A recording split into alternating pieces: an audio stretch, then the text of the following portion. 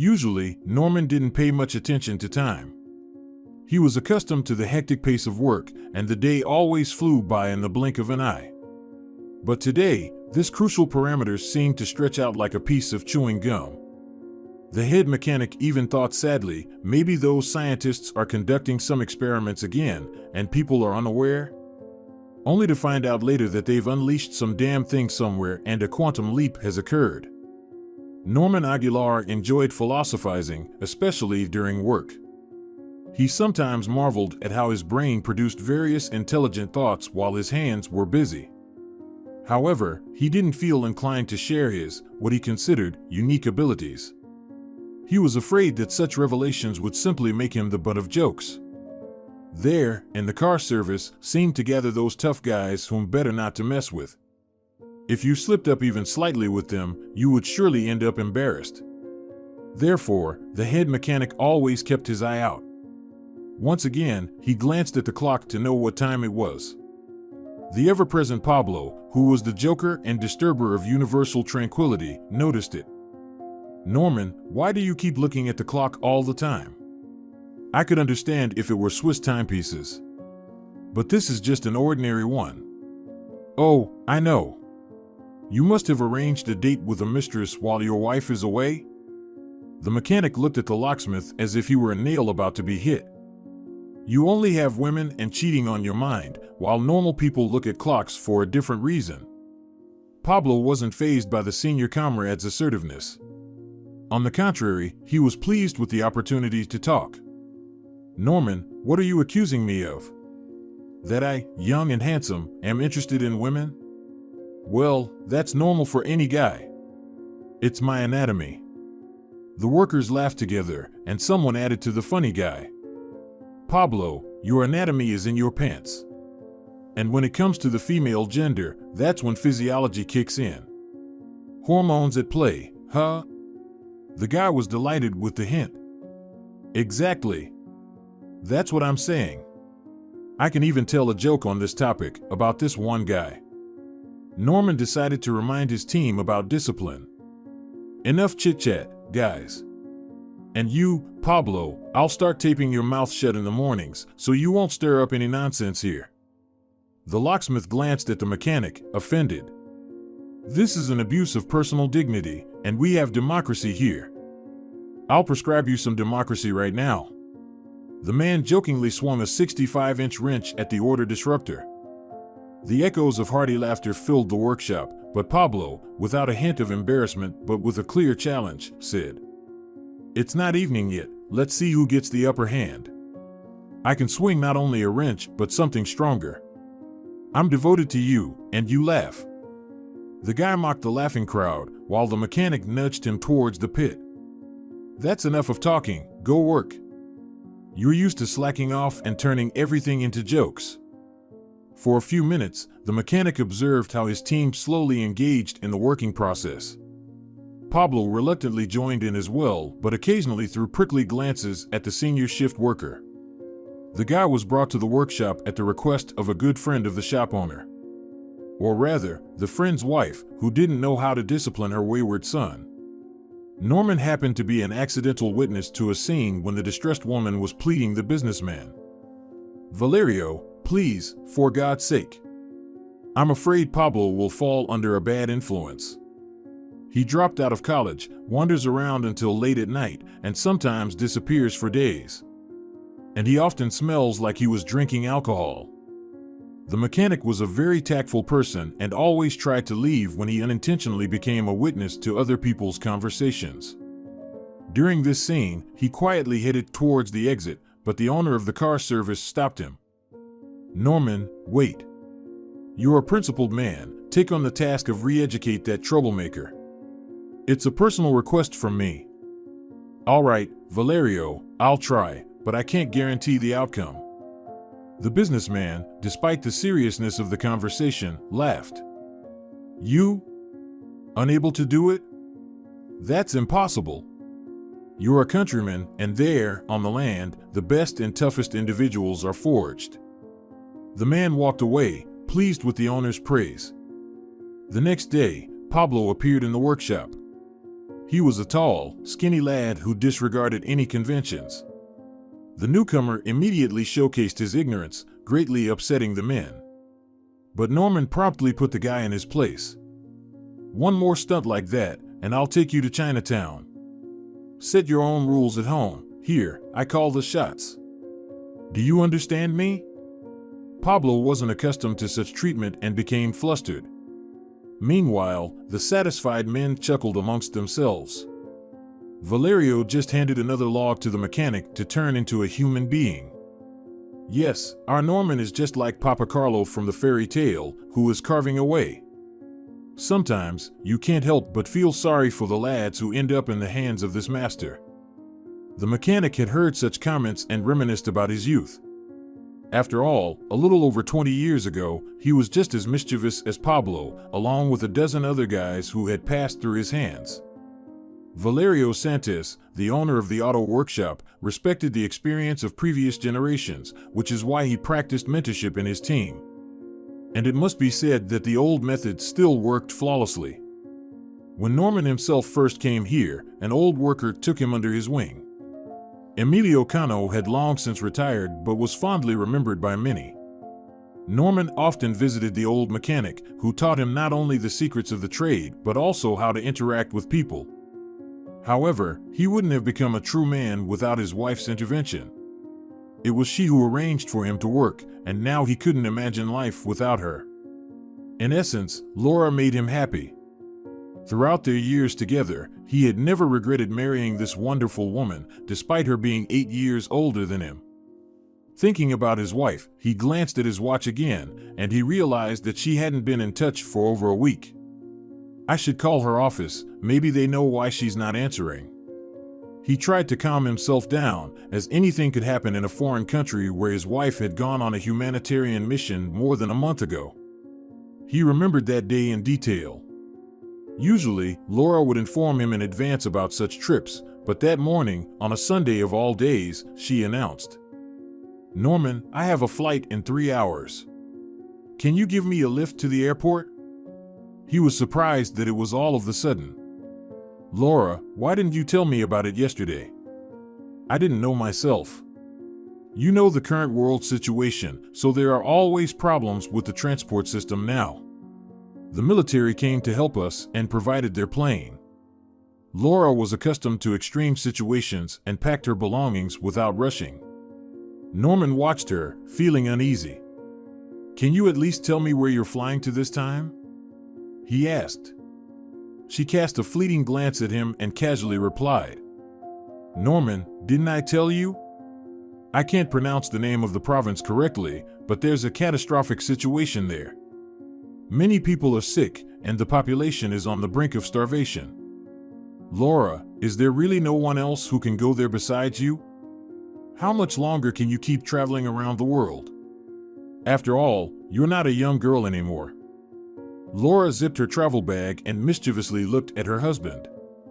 "Norman, did you say that on purpose?" He pretended not to understand her question. "What are you talking about, my dear?" "About age. You know it's indecent to discuss such matters with a woman. But even if you were trying to tease me, I wouldn't be offended because I rarely look at my passport. It only shows a date that has no significance to me. I feel young." Norman looked at his wife's flushed face and couldn't resist and embraced her. They had never allowed themselves such recklessness before, and in that moment, they behaved as if some invisible force whispered that their lips would never touch in a kiss again. Then they rushed to the airport, and throughout the journey, Laura whispered, "Norman, we're both crazy. I hope we don't miss the flight." "It's okay if your team leaves without you," he replied. "No, dear, they can't go without me. After all the documents are with me." In the folder, she nodded toward the back seat, where a large trunk sat as a passenger. "Norman, I'll call you right away, so please don't worry about me. Deal?" "I can't promise that. I always worry when you're away. Please be careful, don't get into trouble, as it's dangerous out there." Laura responded indifferently to the warning. "Well, yes, it is. And there are infections outbreaking every day, not to mention the unpredictable forces of nature.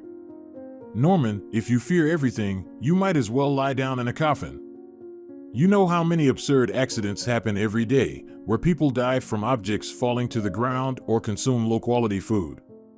So, it's better not to dwell on it, or else you'll drive yourself crazy. Norman couldn't even bid farewell to his wife properly, as civilians were not allowed on the military airfield.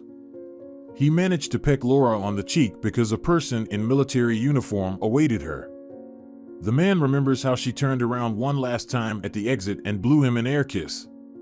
Soon, the powerful roar of the plane resounded, and the massive iron bird laboriously ascended into the sky. Norman watched for a long time as the plane turned into a small dot that eventually vanished into the clouds. For the following days, an unsettling feeling of anxiety never left him, but after receiving a call from his wife, he felt slightly relieved. And now, the premonition of something ominous appeared again. Norman decided to wait one more day before calling the organization where his spouse worked. However, toward the end of the workday, his mobile phone rang, and without even looking at the number, he assumed it was his wife calling. "Laura, where haven't you called earlier?" He interrupted, but an unfamiliar male voice cut him off. "Norman, I'm from the regional department," the voice said. Anxiety gripped him, causing him to impatiently interrupt the caller. "Yes, I'm listening. Something happened to my wife? Tell me." "Unfortunately, we have unpleasant news for you. We were informed that your wife, Laura, has fallen ill. She is in critical condition, but the best doctors are attending to her treatment." "What happened to her? Tell me, where should I go?" "Unfortunately, you won't be able to see her. She's not in her home country." "All right, how can I get to the place where she is?" "At the moment, that's not possible.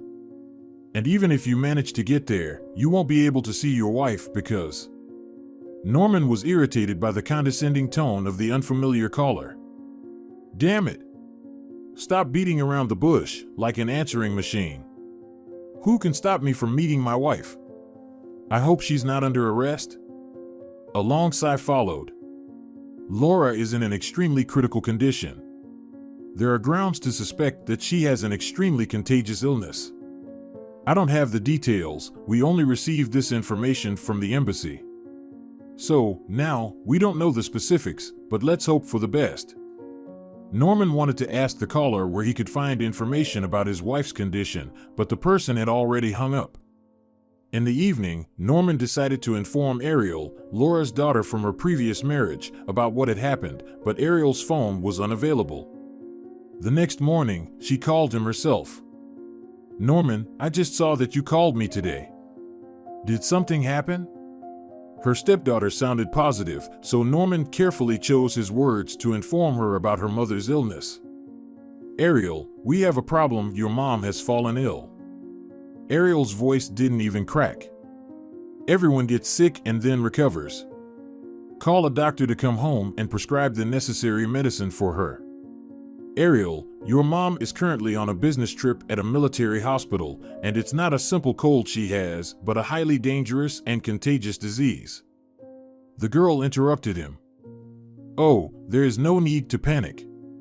Our doctors are the best in the world, and they will definitely cure Mom. How can I help?"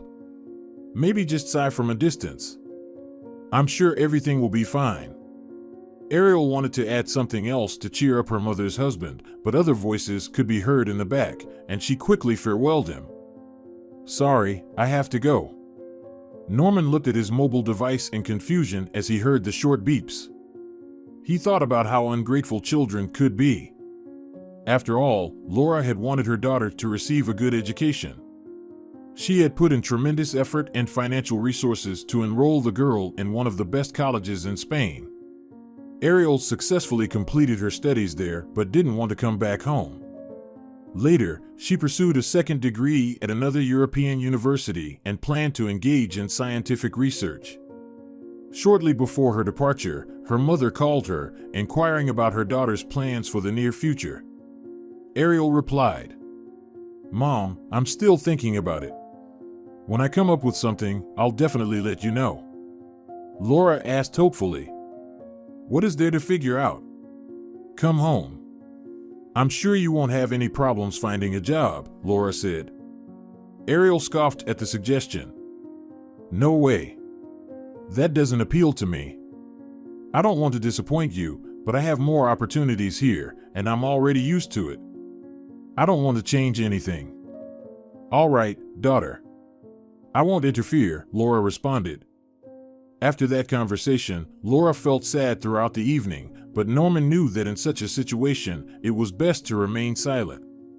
2 days later, he bid farewell to his wife, and now he was dissecting the details of the events of their last days spent together.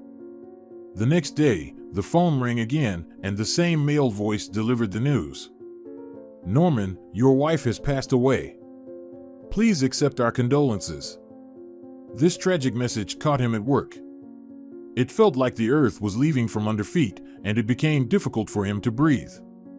His mobile device slipped from his hand and shattered on the concrete floor. Pablo got scared and rushed to the mechanic, asking, Norman, are you all right? The man mustered just enough strength to whisper, My wife has died. My Laura. Norman vaguely remembers the events of the following days. He mechanically performed the necessary actions, spoke the required words, but inside, there was emptiness, a cosmic void. The urn with his wife's ashes was brought back to their homeland a month later. As someone who grew up in a rural village, Norman knew that the older folks were always adamantly against keeping such relics at home. Therefore, he decided to consult with Ariel regarding the choice of the final resting place for her mother's remains. However, Ariel's phone was once again not available, and only on the third day, he heard his stepdaughter's exasperated breath on the line. Norman, what happened? Ariel, they've brought Mom's ashes, but I don't know what to do with them. In the end, you're her daughter, and it's up to you to decide. The girl was clearly annoyed. I didn't expect this to be a problem. And why are you putting this responsibility on me? After all, you're not a stranger, but her husband. It's up to you to decide. Ariel, perhaps you should come? You could take at least a day off so that we can all decide everything together. We could give Laura a proper farewell, arrange a funeral service. The stepdaughter replied sharply. What are you talking about? Do I really have to travel 1,000 kilometers just to mourn over an urn of ashes? Maybe it seems cynical, but I don't see the necessity. My visit won't change anything, so I fully trust you with this delicate ceremony. Although the widower was deeply hurt by such a response, he had to take on the organization of the ceremony himself. Following his boss's advice, Valerio Santos, the mechanic decided to place the ashes in a columbarium. He ordered a slab of white marble on which a master engraved the birth and death dates of his wife, along with a touching epitaph.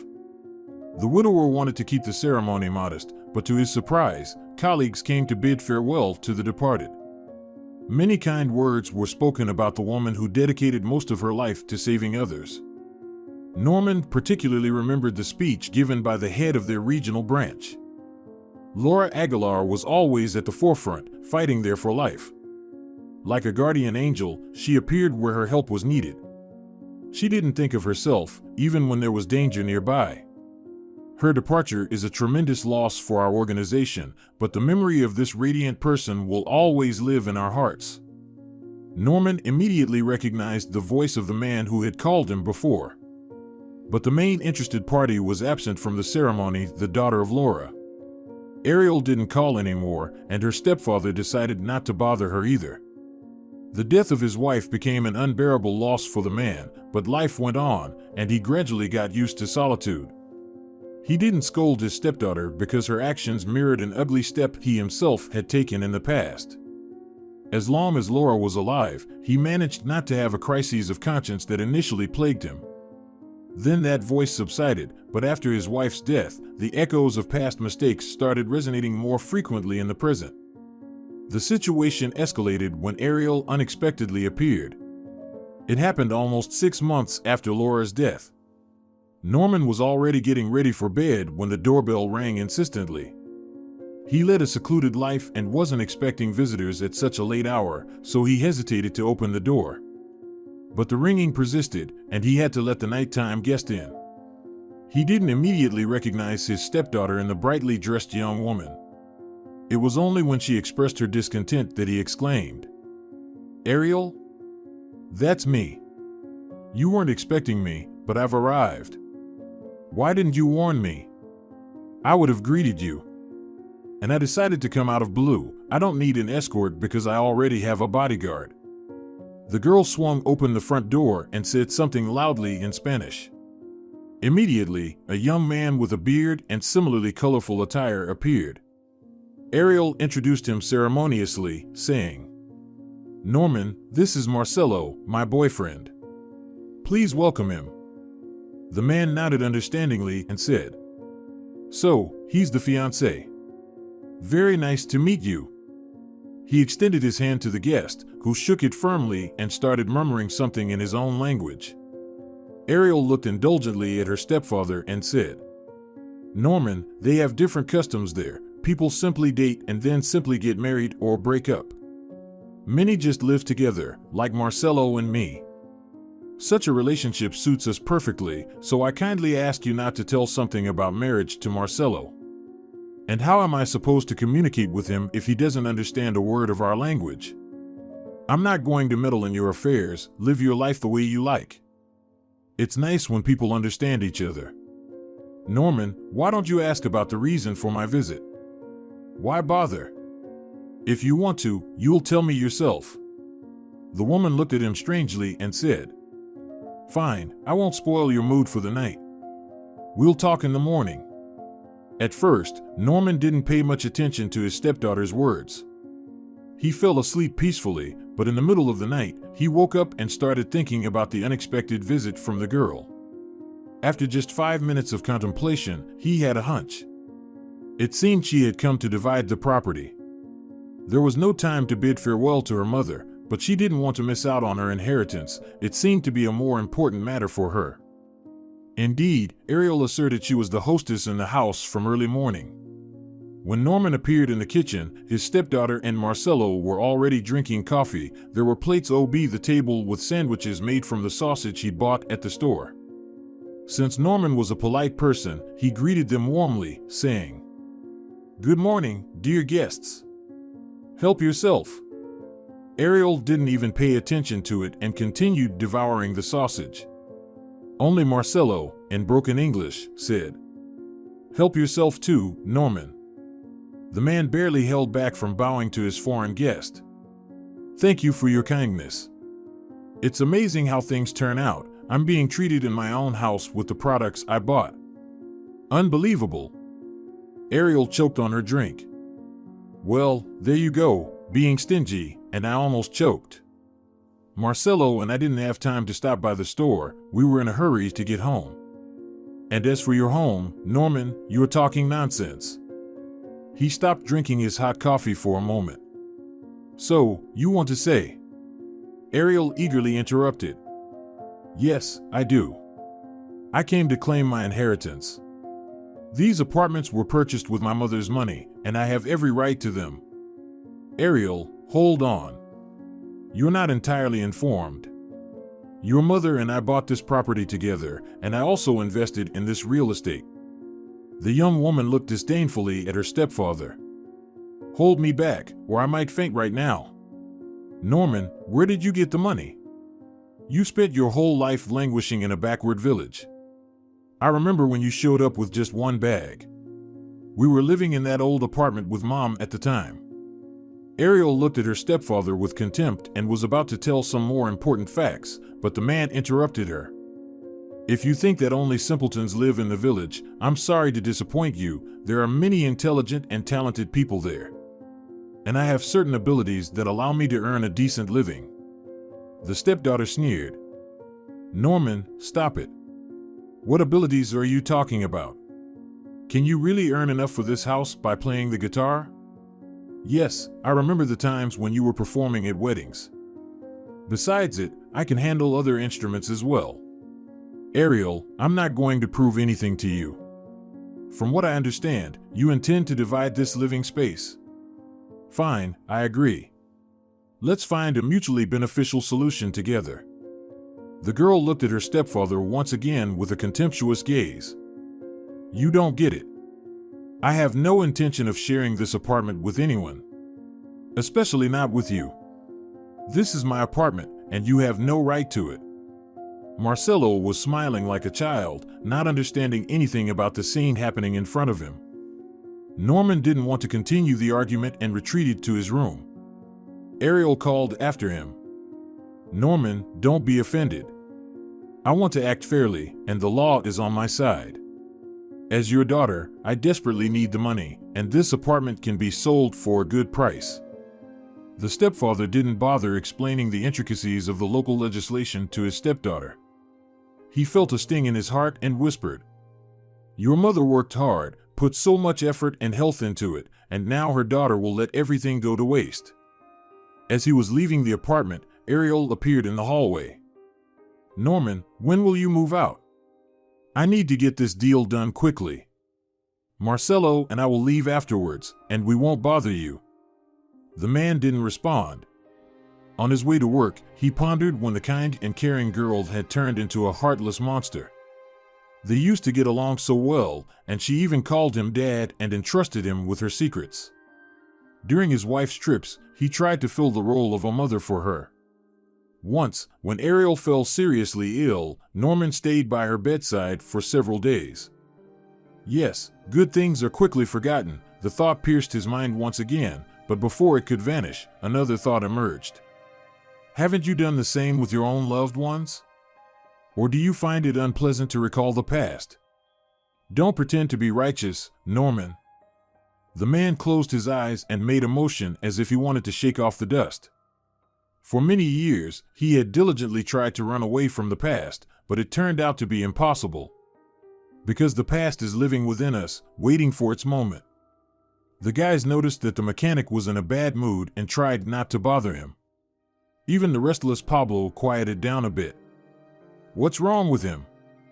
He's been acting strange for days. Maybe we should talk to him? One of the older colleagues nudged the boy. It's better not to bother him right now. He's a strong man, he'll handle it. Is Norman still mourning his wife's death? So much time has passed already. Ah, Pablo, you wouldn't understand. You only chase after girls with a certain interest, but this is love. When it's true love, it stays with you for the rest of your life.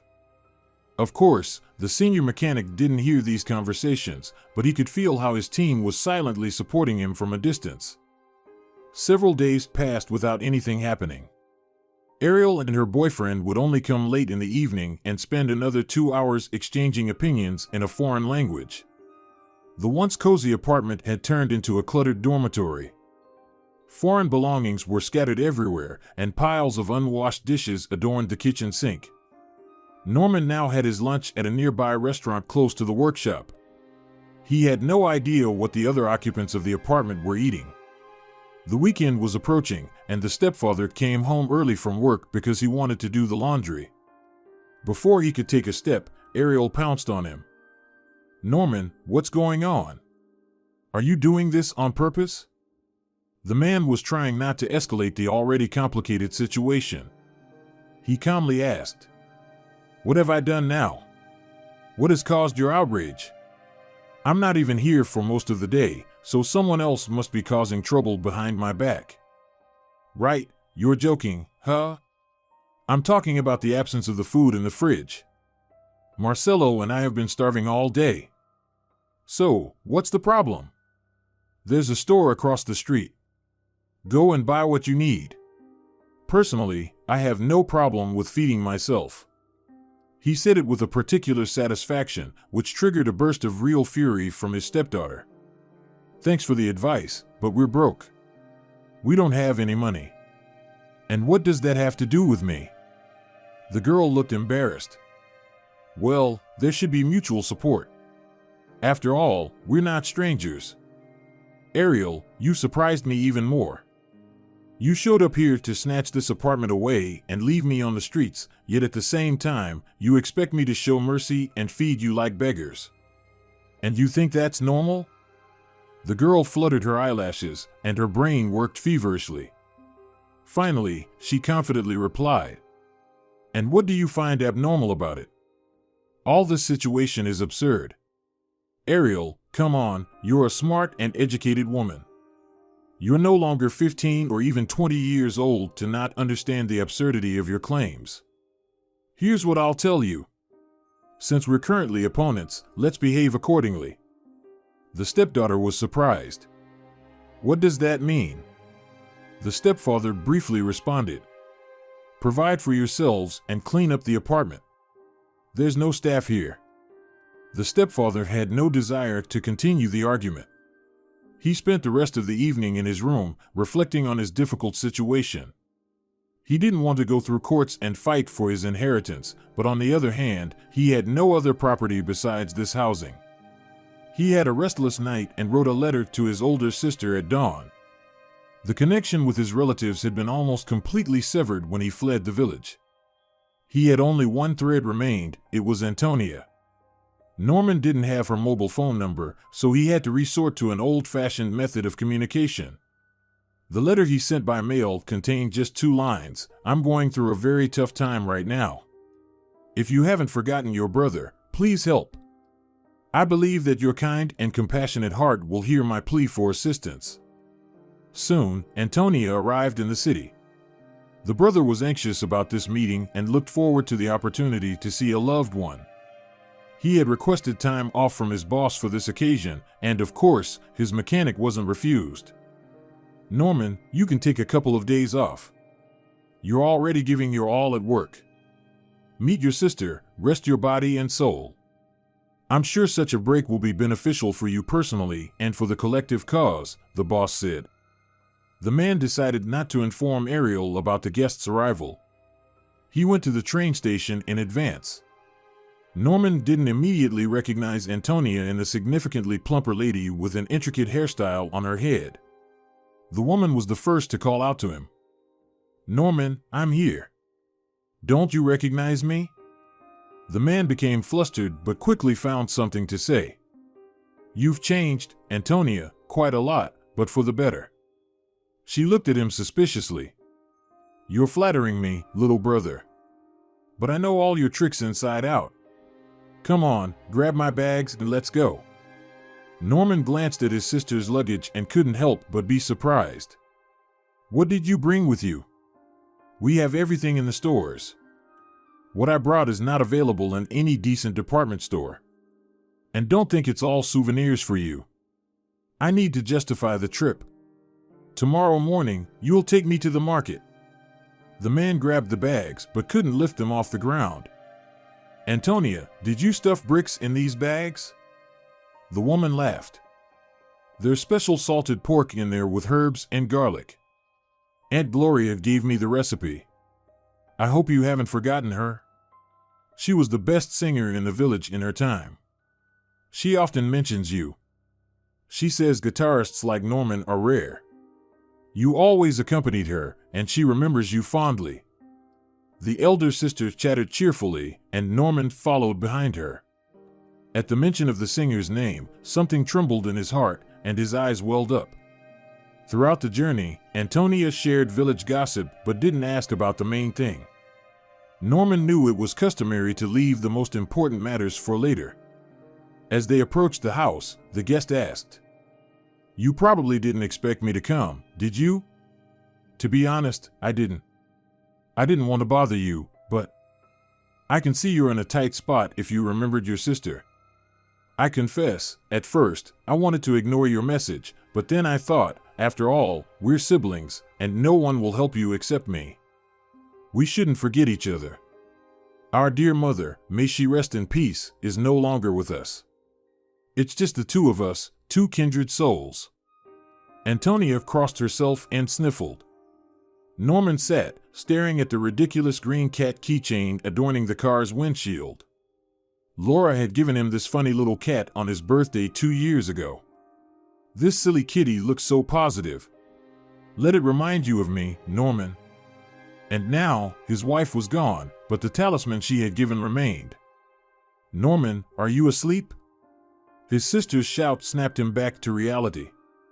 "Sorry, Antonia, I was lost in thought." Now, the main task is to get these bags into the apartment.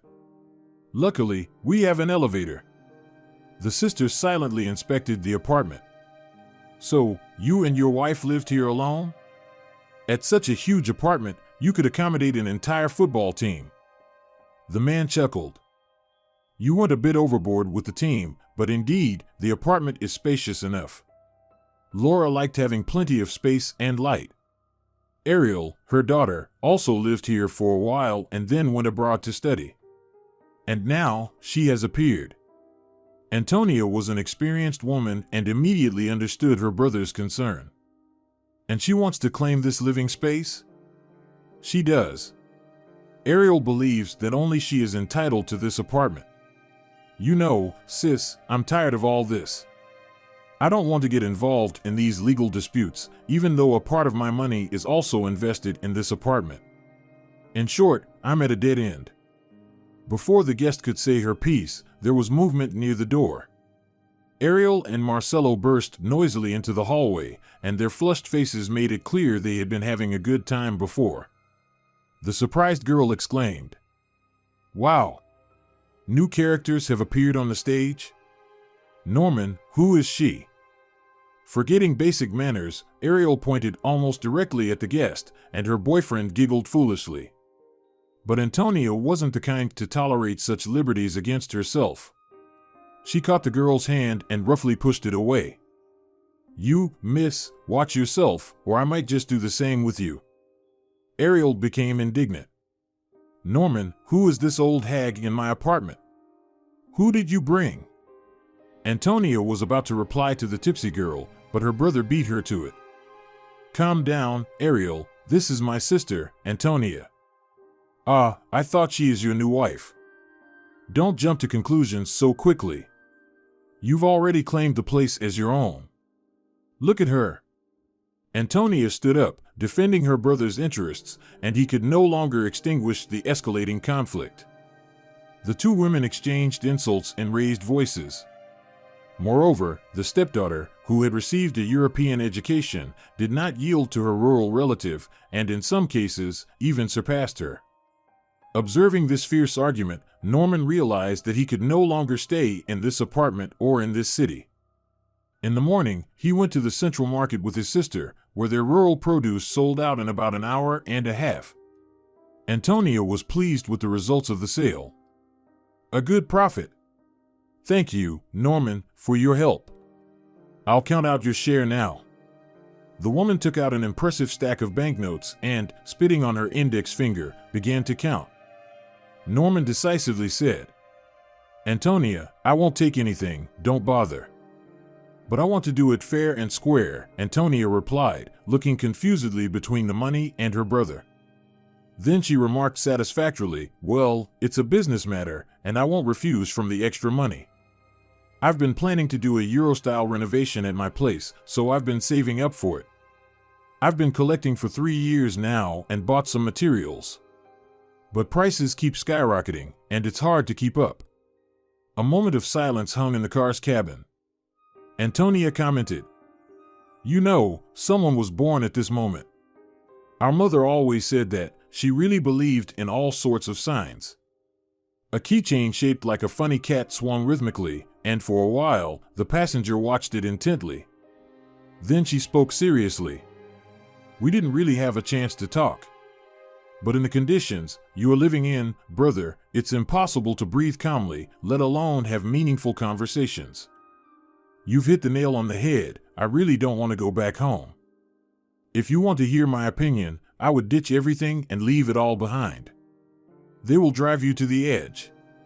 You're not a young man anymore. Why do you need all this stress?" "Antonia, you're absolutely right. But where can I go?" "What do you mean, where?" "Go back home, to the village. That's where all your sins will be forgiven on your native soil. Remember what our mother used to say, be of use and carry your business on in the country where you were born." The man even slowed down. He was shocked by what his sister had just suggested. "Sister, I've actually recently come to the same thought. But how do I start all over again at this age? Just like that. The main thing is to want it. You might be surprised by these words, but I think you'll be better off in the village. Everything in the city is foreign to you, and you yourself are a stranger there. Of course, you caused a lot of trouble in your youth, Norman. Maybe it's time to fix something at least? The sister looked at him strangely and sighed with relief. 2 days later, he sat in the train compartment with her.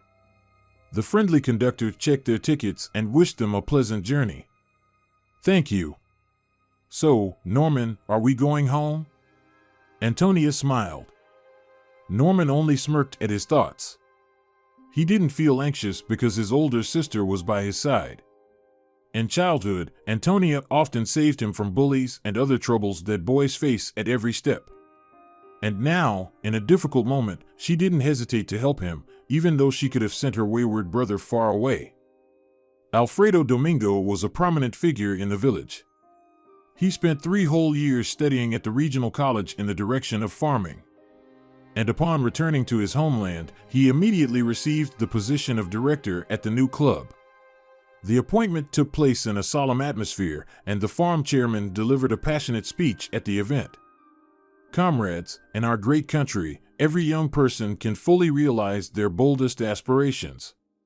And today, I am particularly pleased to present the symbolic key to the new club to a person who was born and raised on this land.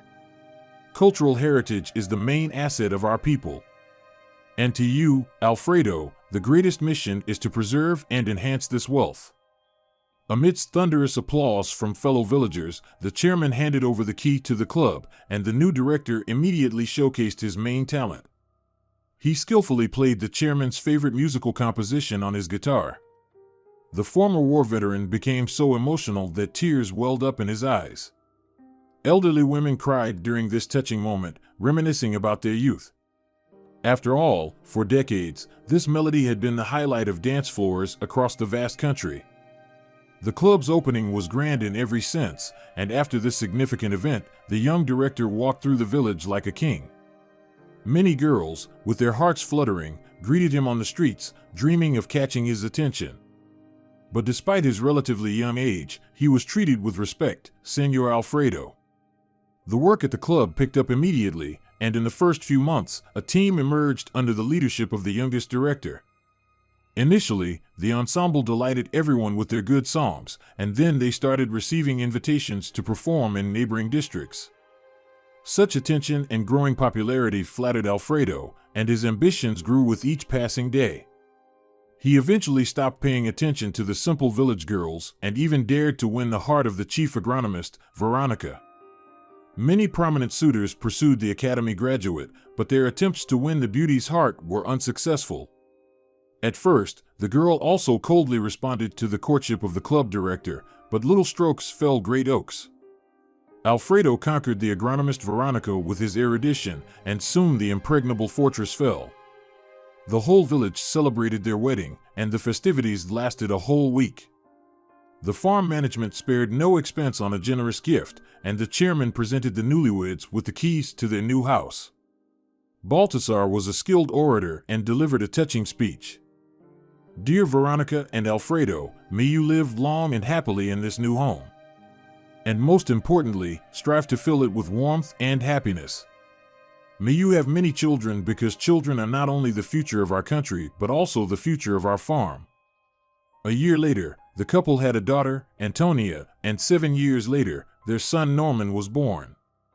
Since happiness is a relative concept, only Alfredo remained in a world of smiles and joyful dreams.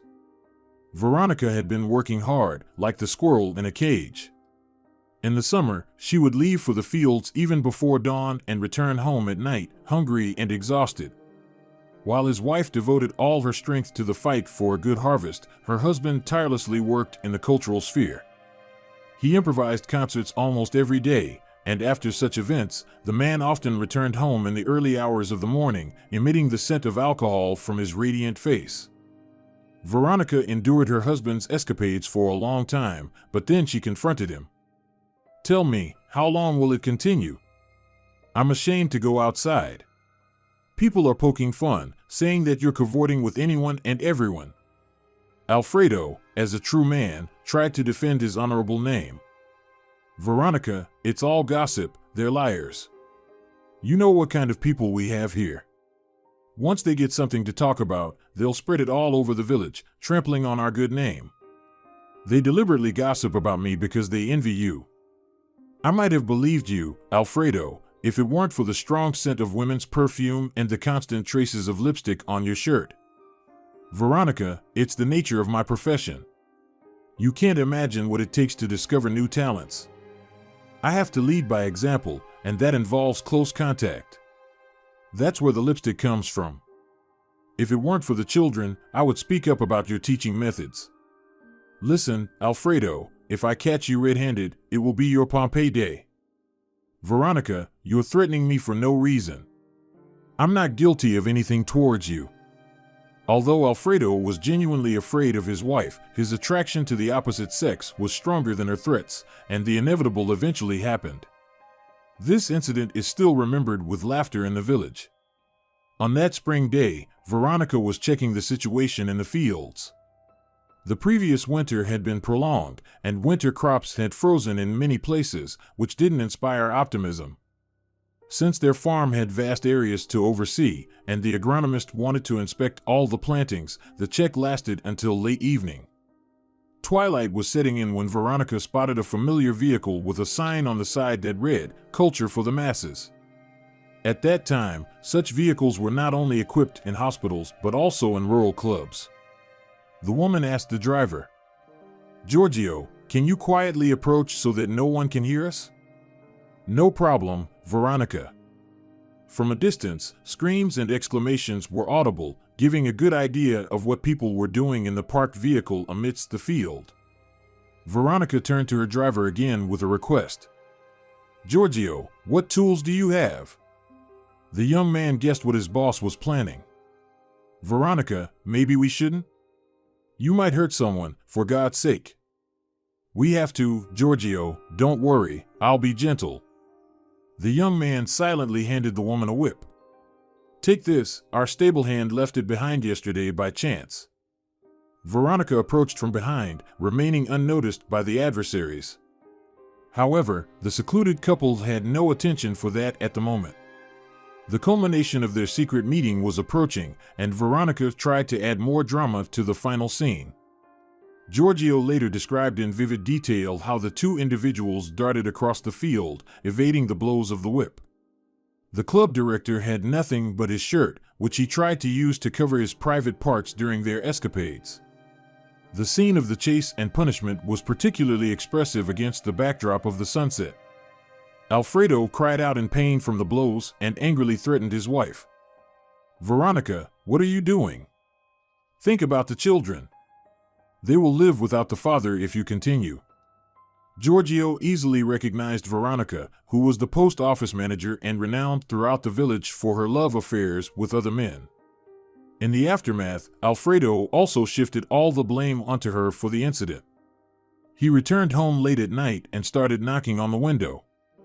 "Veronica, let me into the house. I will explain everything to you." The woman opened the door, and her husband began justifying himself from the threshold. "Veronica, believe me, it's as if a spell came over me. Nora enchanted me, and other guys said that just one look from her, and..." The woman calmly but firmly interrupted her husband. "Alfredo, I am not at all interested in which organ Nora's sorcery affects the most. Didn't I warn you about the consequences?" "You did, Veronica. But I will change. I promise." "Alfredo, I believe you, but you will change somewhere else. I'm giving you 10 minutes to gather your things." "Veronica, you can't do this to me." "What will you tell the children?" "I'll tell them their father is a scoundrel." "Come on, Alfredo, hurry up, time is ticking." The children held their breath, pressing their ears against the door of their room, listening to their parents' conversation. Norman unexpectedly burst into tears, and his older sister snapped at him. "Why are you crying?" "I feel sorry for Dad." "Antonia, Mom is really kicking him out, right?" "They are not pretending, are they?" "No, Norman, this time it seems real." "So, stop crying." I feel sorry for Dad. He promised to teach me how to play the piano. I already know a little on the guitar." The sister snapped at the boy again. "Norman, are you stupid or are you pretending to be? You found the time to think about music now." The brother and sister watched through the window as their father, carrying a suitcase, headed towards the gate. The departure of the head of the family seemed ominous in the moonlight. Later, the children heard their mother crying in her room almost until morning. The separation was painful, especially for Alfredo. The man came several times, hoping to beg his wife for forgiveness, but Veronica remained as steadfast as a rock. She allowed him to visit the children, but she never spoke a word to him. The man tried to evoke sympathy by talking about sudden illnesses that had appeared. "Veronica, I went to the doctor the other day, and she said I need to treat my heart. And I have some problem with my joints. I could tell you what you need to fix, but I'll refrain. If you're trying to evoke sympathy with your words, don't bother, it's too late. There's nothing between us anymore, I can't overlook your betrayal.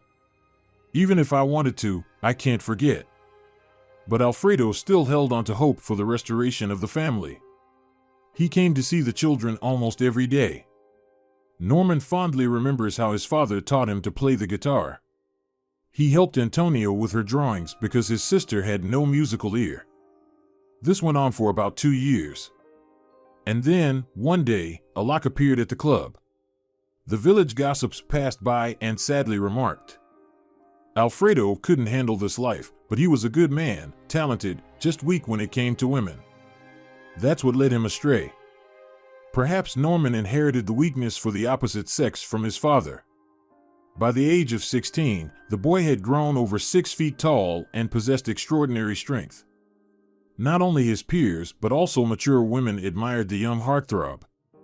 Veronica also couldn't get enough of her son's presence, but deep down, she worried that he might become as promiscuous as his father. Village gossip added to the troubles of her motherly heart. Gloria, in particular, excelled in this matter. She couldn't forgive Veronica for leaving the village with Alfredo. This curious woman, who was also a performer of folk ditties, lived nearby. At every convenient opportunity, she would deliver her latest prediction.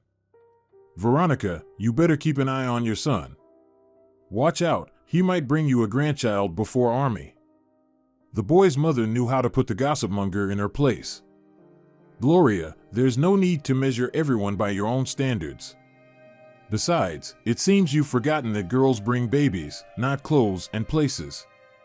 So, why don't you focus on your own preventive work with your granddaughters? It seems the fence around your house is starting to rot. Clearly, your girls have been trying so hard." The neighbor stared wide-eyed, trying to catch her breath. Once she regained her composure, she made a significant statement. "You're such a rude person, Veronica. And it's right that Alfredo left you. How can anyone live with such a thorn like you? No decent man can tolerate you, Veronica."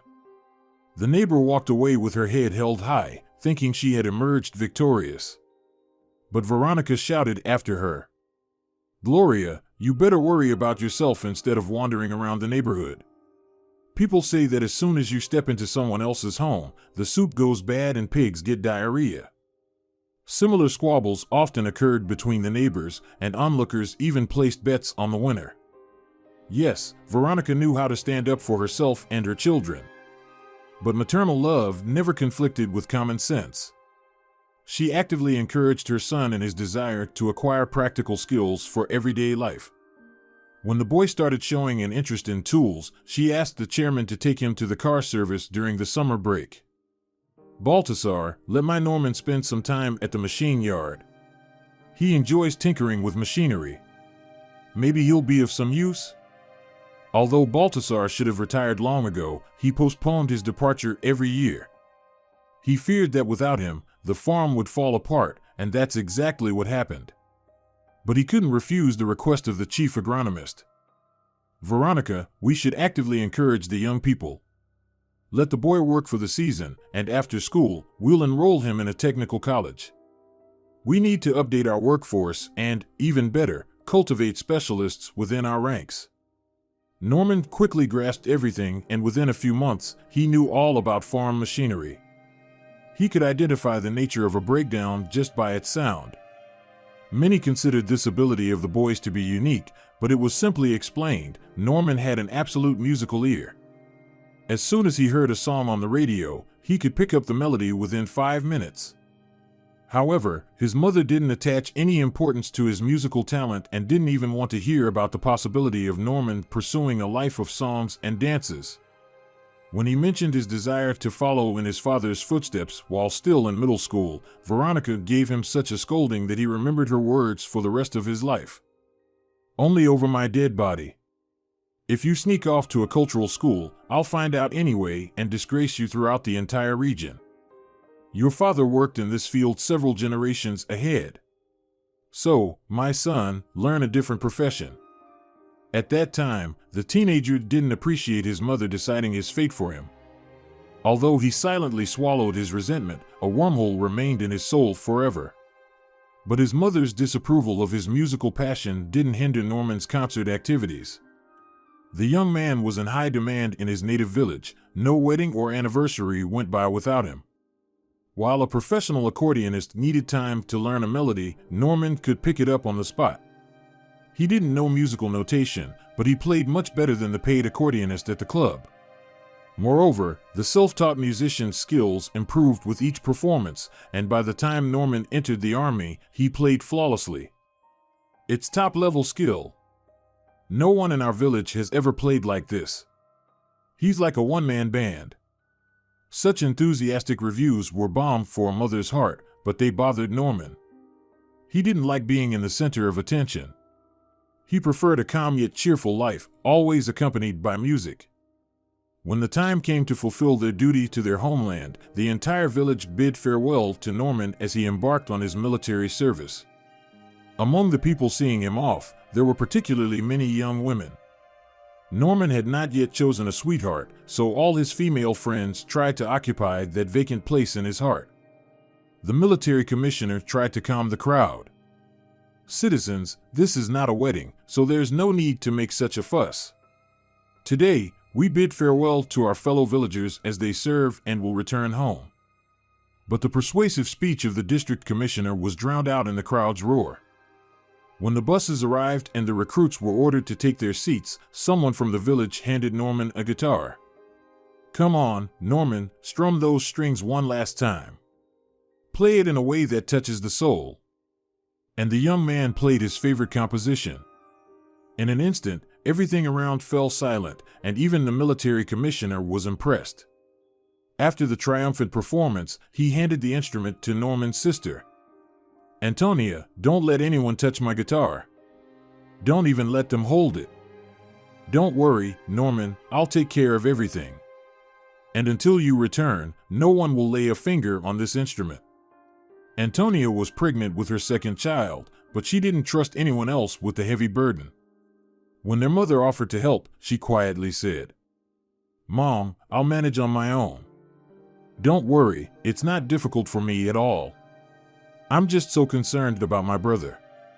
Like many expectant mothers, Antonia could cry over any trivial matter, and sending her brother off to the army was perceived as a significant event. For the entire 2 years, the Bayan accordion occupied the most prominent place in Antonia's house, and during that time, no foreign hands touched the instrument. Although she was persuaded several times to change her decision, a new club director once approached her. "Antonia, it's a catastrophe, and only you can help." The hostess immediately guessed the guest's intentions. "I won't give you the guitar, don't even ask." "Oh, come on, Antonia, don't be so mean. You can't be like this. After all, we live in the same village, maybe someday I'll need your help too." But the young woman stood her ground. "Don't be offended, Leo, but I made a promise to my brother, and I can't break it." Of course, Antonia's apologies did not satisfy the club manager, and he left, cursing the hostess and her relatives for their stubbornness. All people are like real people, but this family acts like white crows, showing off in front of everyone. They think they're righteous and smart. Oh, we've seen such people before. The mass-minded joker added obscene language to his speech, to which the homeowner instantly reacted. Leo, if you're in a bad mood, speak like this somewhere else. I have little children here, and I can report you to the local authorities. You should spread culture among people, not swear with every word. The club manager quickly disappeared from sight, but the offense against Antonia and her family lingered. Norman's return was not as noisy as his departure for the army. The village was still waking up from its sleep when footsteps were heard outside the windows. Veronica immediately recognized those steps and rushed to the door. Norman, my dear son. You're alive. His mother cried on his chest, and he was surprised by such an emotional welcome. Mom, why are you crying? Everything is fine. It's peacetime now, and our soldiers are not in danger. Anything can happen. You know, 5 years ago, a young man from a neighboring village died during training. I was always afraid for you. But now I can finally breathe a sigh of relief. The returning soldier suddenly realized that besides his mother and sister, no one was waiting for him. The girls who promised to wait for him had gotten married. This greatly upset him, and he even shared his feelings with his sister. Antonia, girls get upset when people speak ill of them, and they try to blame it all on men, saying that we are unfaithful and eager to chase after any skirt. But look at them. Not a single one of them waited for me from the army. Antonia was older and had a better understanding of life. Norman, it's because you had a whole harem. If you had been involved with just one girl who wasn't just a passing fancy but someone you truly loved, things would have been different. And here's my advice for the future: don't settle for trivialities. Norman took his older sister's advice to heart, although it took him some time to start following it. After a week of rest, he headed to the farm management office but didn't find the old chairman there. Unfamiliar people were in charge, and when he asked reasonably, "What's going on here?" a burly bald man replied to him, "Have you fallen from the moon, lad? Don't you know what's happening in the country? But if you need a job, we can arrange it. In which forces or lands did you serve?" Norman didn't want to continue the conversation. He returned home bewildered and disheartened. Veronica tried to comfort him. "It's my fault for not warning you. The former farm was disbanded first, and now someone is buying it up. We don't even know the name of the new owner, but they have already promised me a job in my field. Once things settle down a bit, I'll help you find something as well." But the new owner of the former farmland showed up at their house himself. The mother became flustered and bustled around the distinguished guest who had hired her. "Cipriano, why didn't you warn me? You caught me off guard. Come inside, let's have some coffee." The man entered the house in a masterly manner. "Yes, you live modestly, Veronica. We have no need for wealth. We are ordinary people, so our demands are not high," the guest cheerfully declared. "One must adapt, dear Veronica. The time for change has come, and we must catch our wave. Those who don't act quickly will be left behind. So, we need to act boldly and decisively. I didn't grow up in palaces either, and my parents were ordinary workers. But I understood which way the wind was blowing and quickly found my bearings. I want to establish myself here and build a greenhouse business." The hostess nodded politely to the guest while he painted the brightest prospects. Norman appeared just as Cipriano delightedly indulged in homemade pastries.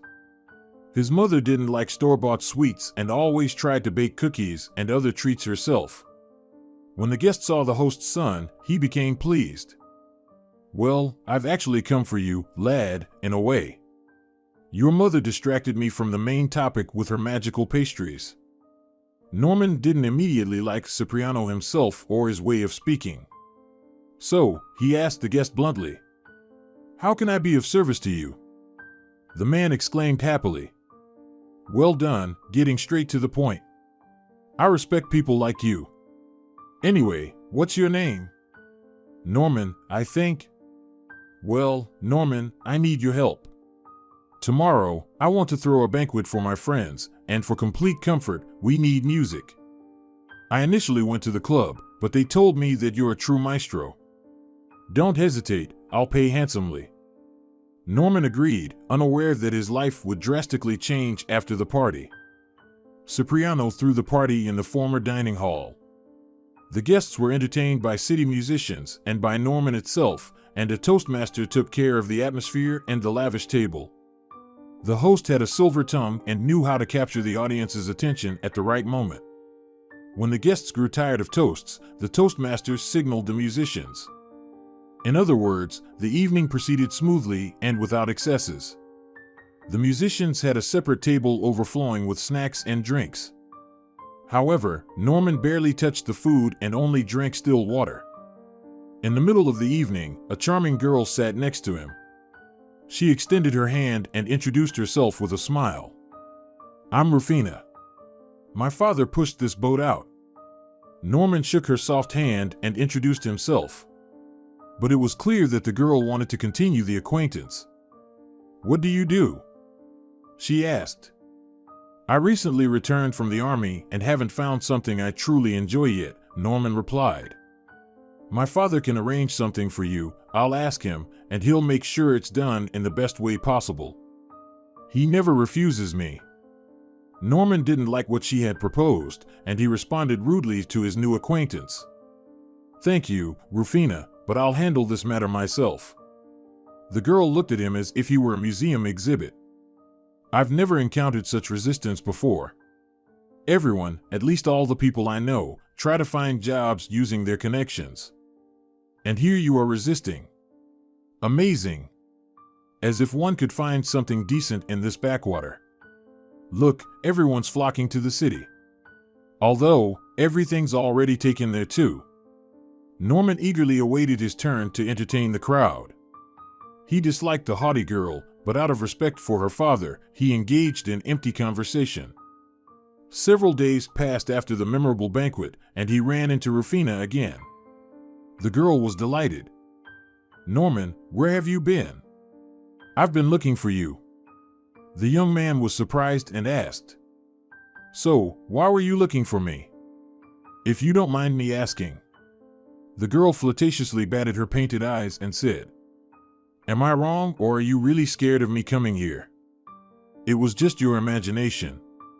I'm not easily frightened, he replied. Well, that's good to know. I heard a secret that besides playing the guitar, you know your way around technology. Long story short, I've gotten myself into trouble, and I need to cover up a small crime. Otherwise, my dear daddy will turn me into dust. The girl laughed as she told him how she accidentally hit a tree with the car her father had given her. Norman, I have no one else to turn to but you. I'll compensate you, and it doesn't have to be with money. The young man understood what the girl was hinting for and blushed. That same evening, he fixed a small defect on the owner's daughter's car but didn't wait for payment. Rufina found him on her own. Norman, you're like an elusive Joe. I always have to search for you. Let's go for a walk, she said. It was awkward to refuse the girl, so the young man strolled around the village with her for 2 hours. Rufina sighed expressively, accidentally brushed against him, but he pretended not to understand these obvious hints for a closer relationship. After a few weeks, the young man didn't know where to hide from the persistent admirer. Veronica also noticed that the owner's daughter had her eye on her son. Norman, why are you avoiding Rufina? She's a good girl, well-mannered, Veronica asked. The young man responded irritably. Mom, I don't like her. She makes me sick. Son, you can't say that. I think you should befriend her, especially since Cipriano promised you a good job. Norman was stunned. Mom, what are you talking about? Are you suggesting that I sell myself to that monster? I'd rather go to the city and entertain passers-by on the boulevard than marry Cipriano's daughter. Veronica became indignant and said, And have you thought about me, your sister? Of course, you can prove to the whole world how cool you are. But how would we live then? Mom, I don't love Rufina. I can't marry her, he replied. Well, try your best. I can't work harder to carry everyone on my back. The mother reproached Norman that he wasn't able to find a job. For several months, he had been in a state of uncertainty, getting by with odd jobs. The situation seemed hopeless, so he decided to seek advice from his sister. Antonia listened to her brother and burst out laughing. "Norman, I never thought you were so helpless when it comes to matters of the heart. Legends are being spun about your adventures in the village, and yet you can't handle a feisty girl." "I can't, that's why I came to you, and you're laughing." "Okay, don't be offended. We'll solve your problem." "How?" "It's very simple. You know how they say fight fire with fire, right?" "I do. But how can I apply that in real life?" "You need to get married urgently." "Antonia, what are you talking about? Who should I marry?" "There's one candidate, and you know her well. Remember Olivia? You were seeing each other for a while before the army?" Norman sighed, disappointed. "I didn't have anything serious with her, just a couple of dates. We didn't even kiss." "Do you have to jump into bed to get married? Olivia is a decent girl without any quirks like Rufina. And she is respected by everyone in the village." Indeed, Norman's former classmate enjoyed respect in the village because she helped everyone. After completing medical college, Olivia returned to the village and worked there as a nurse. Although nature hadn't blessed her with striking looks, she possessed many other qualities. Norman pondered his sister's suggestion, but Antonia was determined to bring the matter to a logical conclusion. "Listen, I can talk to Olivia. We're friends. And don't say anything to Mom for now. You'll just present the situation as it is," Norman suggested. When Norman brought his young wife home, his mother took several days to recover. She deliberately refused to speak to her son, expressing her disapproval, while Norman pretended that nothing serious had happened. Veronica was the first to give in. She began reproaching him, saying, "Norman, is this how normal people behave? You secretly got married without telling anyone. I have nothing against Olivia. She's a good girl and will be a loyal helper for you. But still, it wasn't a nice way to handle things. Even Cipriano hinted at our close relationship more than once. And now what? Mom, why don't you forget about Cipriano and his daughter too? By the way, I've been offered a job as a mechanic in the suburbs," Norman replied. "But won't you have to commute every day by bus?" "It's not a big deal. I'd rather commute than work as a lackey for that brute." Norman worked in the area for only a few months. Business wasn't going as well as the new boss had planned, and people started to drift away from him.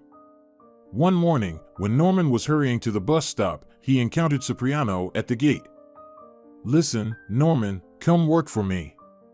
I'm swamped on the farm. The machinery is idle, and skilled workers have scattered," Cipriano said. The young man didn't hesitate and accepted the position as a mechanic. Family life gradually settled into a peaceful routine as well. Norman himself didn't expect that his hasty marriage to Olivia would make him happy. His young wife was an endless source of positivity. He had never seen Olivia in a bad mood or irritated. Initially, Veronica kept her distance from her daughter-in-law, but gradually she started to indulge her in everything. However, the most joyful event was the birth of their granddaughter. Olivia wanted to name their daughter after her husband's mother, which completely won over her mother-in-law. Unexpectedly, illness struck Veronica. She had always dreamed of retiring and devoting herself to cultivating flowers. Previously, she hadn't had the time for it, but she wanted to bring her fantasies to life. However, her plans were hindered by her illness. As Olivia was a doctor in the family, she took charge of her mother-in-law's treatment. Sofia was constantly by Veronica's side too. Norman adored his daughter, who not only resembled him in appearance, but also inherited his character and talents. The school praised the girl, saying, "We're so proud of Sofia. Not only is she an excellent student, but she also consistently wins prizes in artistic competitions." The girl's talent was evidenced by numerous diplomas adorning the walls of her room. Norman wanted Sofia to become a professional musician. He himself would drive his daughter to the area where the music school was located. Sofia often performed on the stage of the village club, impressing the villagers. Only Gloria would seize any opportunity to make snide remarks. What's the big deal about being a musician? Anyone can play the piano. God willing, maybe this girl will reach the level of her grandfather someday. He was a true master. He could even accompany folk songs beautifully. Gloria would mock. Of course, not everyone agreed with the opinion of the old troublemaker, and the elderly woman rarely appeared in public, as it was time for new talents to emerge. The village had also changed. Beautiful cottages started appearing here and there. It was clear that only wealthy people, mostly from the city, could afford such homes. One day, Norman went to the city with his daughter for Sofia's performance at the music school.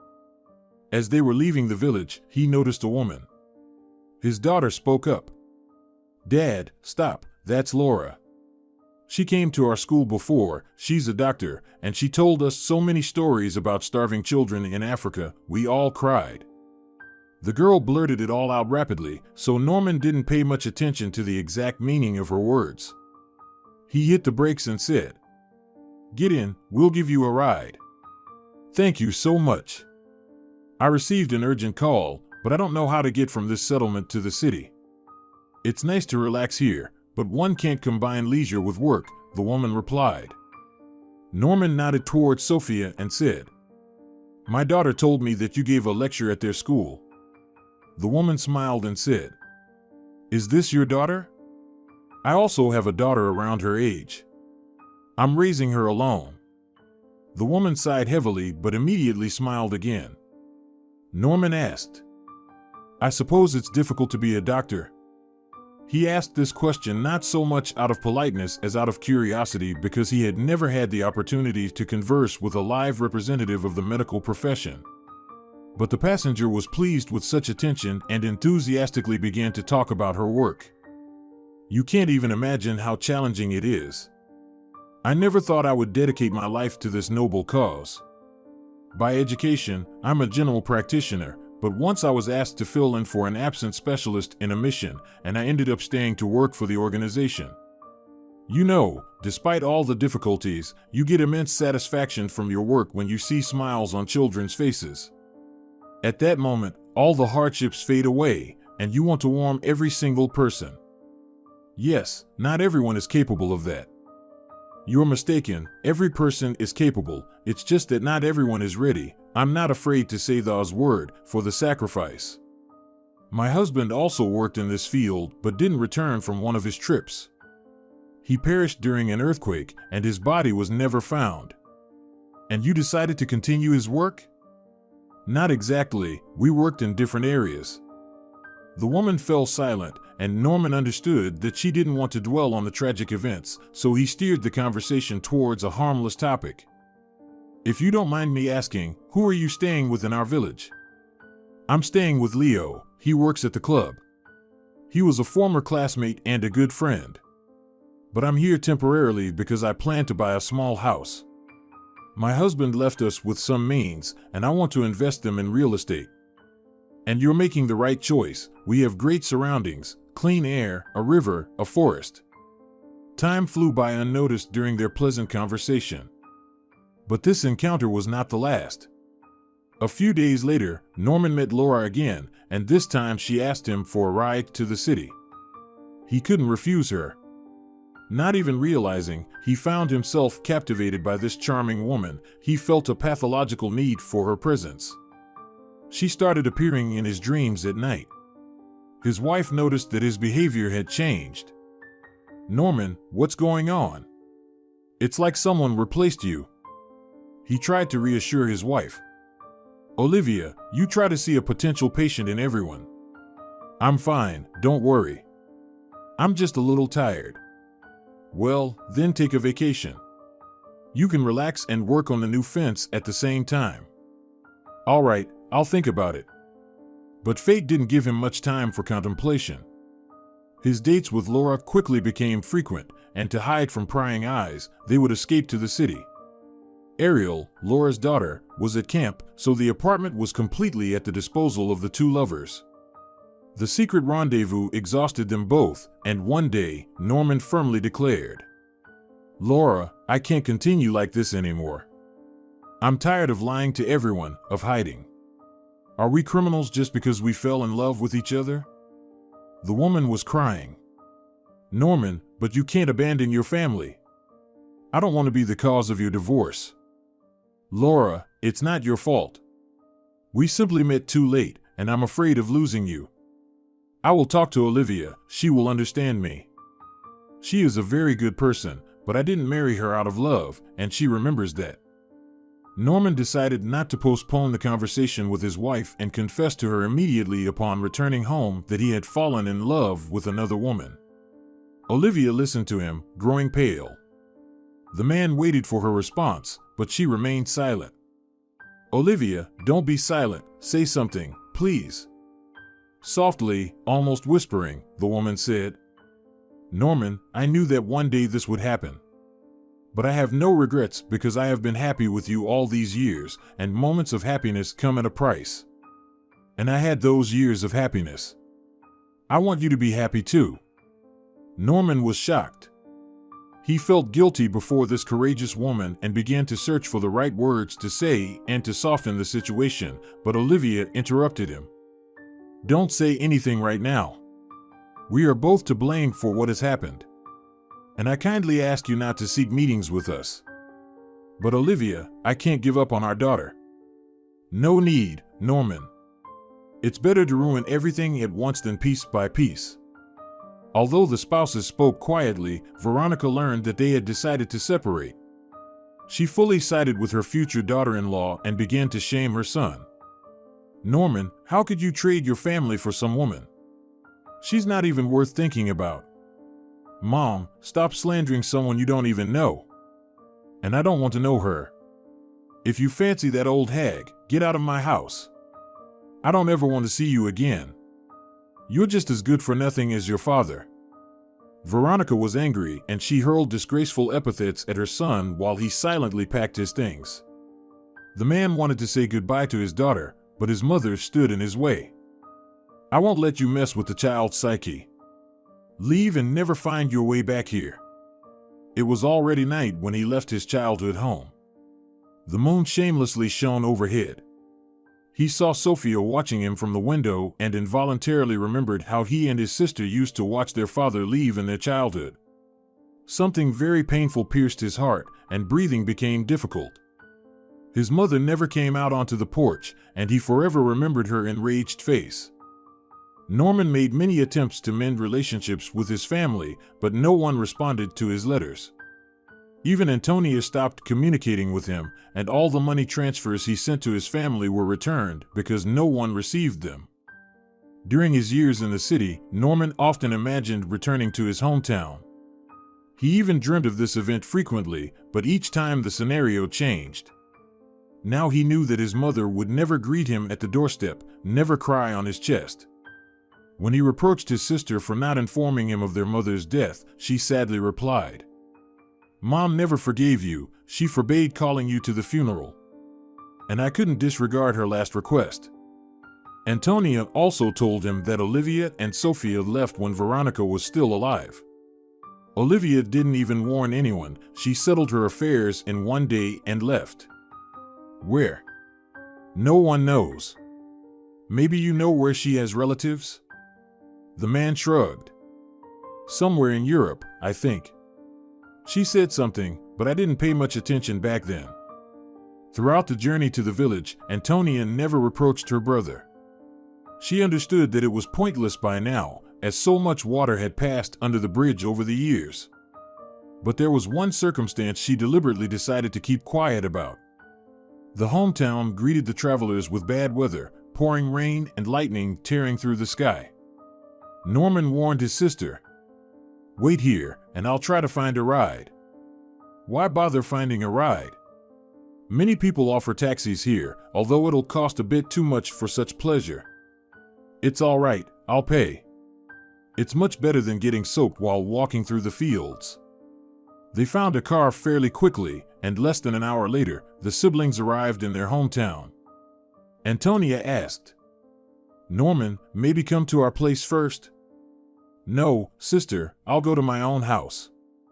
"Aren't you afraid?" "Why should I be? Is the key still in the same place?" "It is. Nothing has changed." "That's what you think. Tomorrow you'll see otherwise. The village and the people are different now. Oh, by the way, Cipriano went bankrupt and disappeared shortly after you. There was even a rumor in the village that he got in trouble for some shady business. So, you did the right thing by not marrying Rufina. The parental home was as cozy as in their childhood. Not a speck of dust anywhere, and vases with houseplants adorned the windowsills. The man whispered, "Antonia takes care of everything." "Well done." He walked through the rooms, and his memory took him back to the past. It felt a little strange that everything was in its familiar place. Even the old photographs complemented the modest interior. He picked up a family photo where he and his sister leaned in from opposite sides towards their mother. He remembered that day well when they went to the studio to have it taken before he started school. Veronica cheerfully suggested, "Come on, my children, let's visit the photo studio. It's been a while since we took pictures as a keepsake." The future first grader greeted the proposal with enthusiasm because his mother promised to buy them ice cream after the photo session. The little boy's face froze with a dreamy expression. Then all the relatives laughed and said, "Our Norman looks like an alien in this picture, just look at how his eyes rolled back to the sky. He might as well spot a flying saucer from up there." Once again, just like back then, his chest tightened with an iron hoop and his vision became blurry. For the first time in his life, he cried genuinely. These were tears of bitterness and despair, for not saying goodbye to his mother, for losing the woman he loved, and feeling unwanted by anyone. But they say time heals wounds. Norman slowly grew accustomed to village life. Over the course of 15 years, his hands hadn't forgotten how to hold an axe and a plane. Gradually and confidently, he started restoring the parental home. Antonia visited almost every day and nodded approvingly. "Well done, you fixed the fence. The door in the shed is almost falling off its hinges, and the well needs to be cleaned too. Thanks, sis, for reminding me about the well. Have you ever used it?" "No, it was just there symbolically. The water disappeared immediately. We called a specialist, and he examined it, saying that the spring had moved to another location. He advised us to relocate it to the other end of the plot. But Mom was ill, so we didn't focus on the well. All right, I'll take care of it in the next few days, for sure." But every day brought new tasks, and the well kept getting pushed to the back burner once again. It was only in August when he started to pay attention to it. Norman assessed the scope of work the night before and prepared everything necessary. In the morning, he confidently made his way to the well and was about to lower the ladder when he heard strange sounds from below.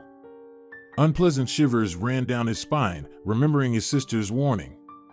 The man exclaimed, "What the hell is going on? Maybe a cat fell in there last night and is now suffering, poor thing? Hey, who's there?" Sounds resembling whispers or sobbing came from below. Then something hit and familiar melodies could be heard.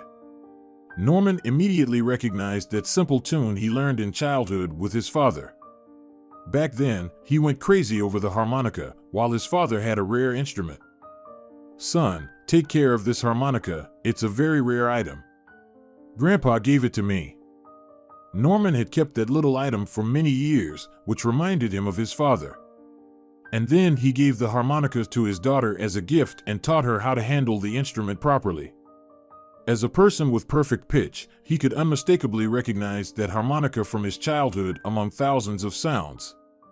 Peering into the depths of the empty well, he understood that someone was playing his instrument. He whispered, "This can't be." The sobbing repeated, and then a child's voice could be heard. "Help me, I can't get out of here." Norman inquired, "Who are you? What's your name?" "Teodoro. I fell and hurt my knee, it's bleeding." Hang in there, Teodoro, I'll help you now. Keep playing the harmonica for now. Why? So I know where you are. It's pitch black down here, and you're probably small, right? No, I'm already big. I'll go to school in the fall. Mom already bought me a backpack and colored markers. A backpack is good.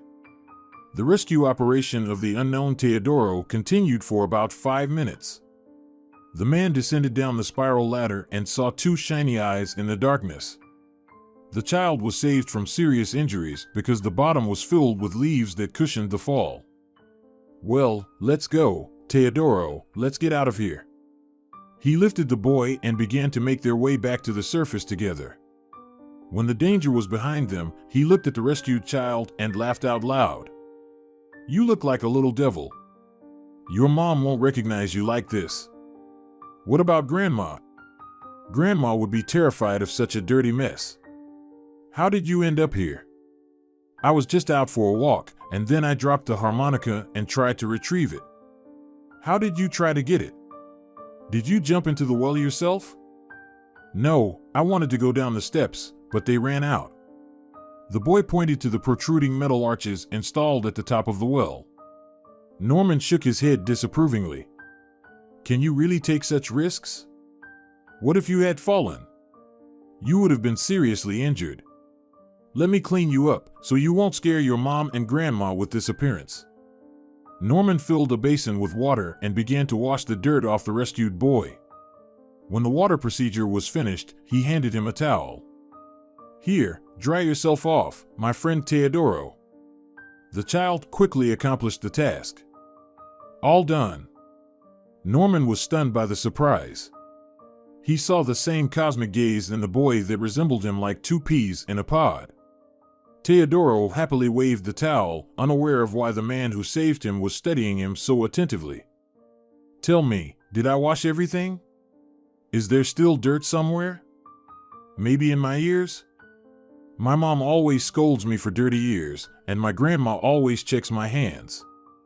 She says there are a lot of germs on hands. Germs are tiny creatures, they look like humans, I saw them in a picture. Teodoro was showcasing his knowledge of biology, and Norman couldn't believe his eyes. Teodoro, where are your mom and grandma? The boy readily answered. Mom is on tour, she plays in an orchestra. She'll be back soon, and we'll go to the capital, where I'll go to school. What's your mom's name? Sofia. And my grandma's name is Olivia. She works as a doctor and makes injections to kids. The boy kept chattering nonstop, while his savior couldn't gather his thoughts. Finally, he mustered up the courage. Listen, Teodoro. Can you take me to your grandma Olivia? Okay, let's go. It's not far. We live at Grandma Antonia's because she's our relative. Passers-by stared at the strange pair, and Teodoro cheerfully greeted everyone. Norman held the boy's hand and still couldn't believe that he was his own grandson. Olivia and Antonia at the house were shocked as well. I knew we couldn't keep your presence a secret from him. We should have left earlier, before he arrived. Olivia, let me tell you, no matter how hard you try to escape from destiny, you can't run away from it. That's all philosophy, Antonia. If a person has the real desire, they can change not only their own destiny but also someone else's. And what is the goal of this? What is the purpose and reason for running away from what is supposed to happen? At least for pride, Olivia said it so uncertainly that Antonia understood that her daughter-in-law had long been unsure of her own resolve. You know, Olivia, even though you're my friend, I'll honestly tell you that pride often gets in the way. And pride, in general, is one of the major vices. So what would you advise me to do? Just to forgive and forget right away? Follow your heart, but don't forget that there's not only your pride, but also Sofia and Teodoro. Our mom couldn't forgive our father a long time ago. Yes, he acted like a fool and deserved punishment. But Mom held her ground firmly, and it only made things worse for us, Norman and me. Our father loved us very much. He spent 2 whole years begging Mom for forgiveness. Thank you, Antonia. I understand you, and I'll try to control my emotions. Teodoro shouted from a distance. Grandma, I fell into the well, and this man saved me. It's a good thing Mom taught me how to play the harmonica, otherwise, Uncle Norman wouldn't have known I was down there at the very bottom. The boy announced the incident with such joy that the women exchanged surprised glances. Norman shifted his gaze from his sister to his ex-wife, as if awaiting the final judgment in his life. But there was no judgment. Suddenly, his ears started buzzing, the noise grew louder, and soon it became so powerful that his vision darkened. Norman tried to grab onto something, but there was nothing around, and clutching the air with both hands, he collapsed onto the grass. Antonia and Olivia looked at him bewildered. Only little Teodoro turned around and ran over. Grandma, why are you just standing there and not doing anything? Olivia snapped to her senses and rushed to Norman. Norman! Norman! Antonia quickly brought some water and poured it over Norman's face. He snorted and opened his eyes. What happened to me? He tried to sit up, but Olivia prevented him to do it. Teodoro, bring me my bag with the blood pressure monitor. The boy ran back to the house while Olivia checked Norman's pulse. He looked at his sister. Antonia, you're my sister. How could you? She raised her chin. No, what did you expect? Olga asked me not to tell you anything, and I didn't. And you didn't even want to come into the house. You came and sat there like a stump. And besides, why should I tell you about her? You should have known yourself. Norman frowned, and Olivia said, Enough. Teodoro brought the bag, and Antonia measured Norman's blood pressure. They helped him enter Antonia's house. He sat on the couch while the women gathered around the table. Norman looked grimly at Antonia and Olivia. I understand that you're here on vacation. You understand correctly. But don't worry, we'll be leaving in a week. Antonia wanted to say something, but Olivia continued. It's time to go. Norman shifted his gaze to Teodoro. What about Sofia? Won't Sofia come? The women exchanged glances, but it was Antonia who spoke, not Olivia. Why do you care about Sofia? When was the last time you saw her? When she was 15. Norman, even though you're my brother, I won't let you hurt Olivia or my niece. He didn't take offense as he understood perfectly well that she was right. A boomerang is what he was.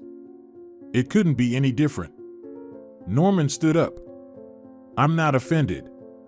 It's how it should be. He walked toward the exit but paused by the door. Teodoro, come visit me. I'll teach you new melodies. You know how much you can play on this harmonica? Teodoro looked at him with delight.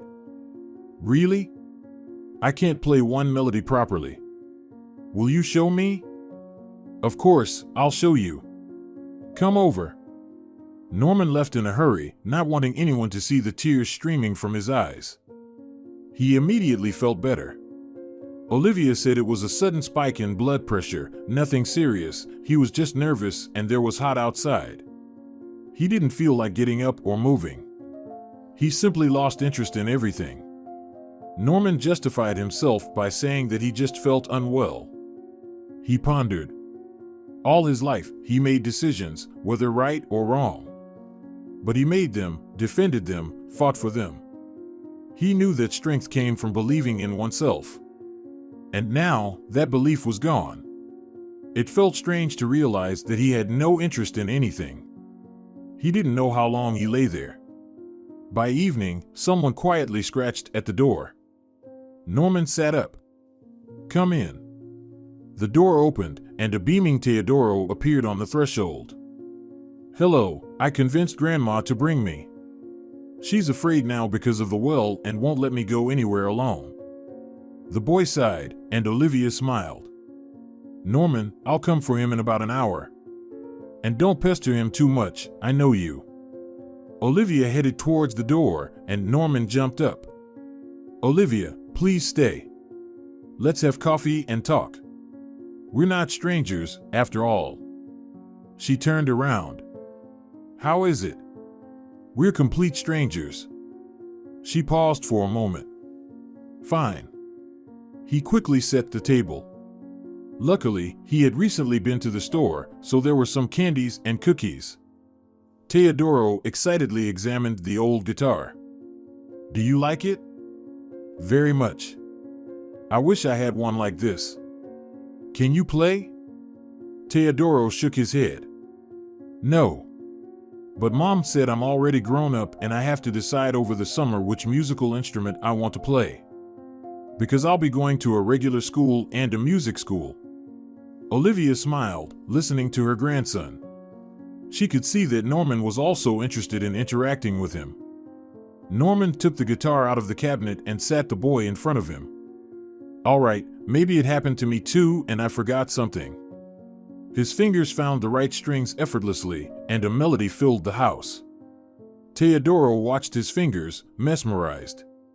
Norman finished playing. "Well, how was it? Did you like it?" "Of course." "Will you teach me?" "In a week?" Norman shook his head doubtfully.